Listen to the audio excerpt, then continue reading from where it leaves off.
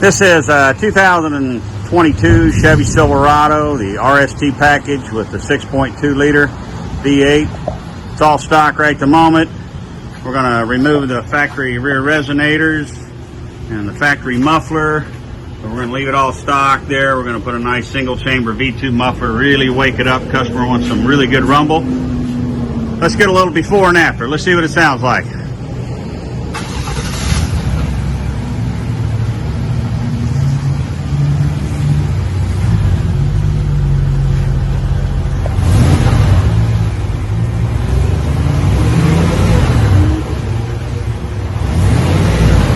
Pretty quiet there, the stock system.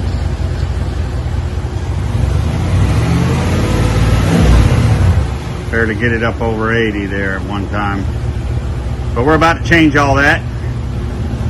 Give it a good rumble. We'll get back to you here.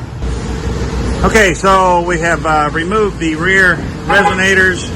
As you can see, installed a single chamber V2 muffler, but did leave it all stock like we said. Should give it a good rumble.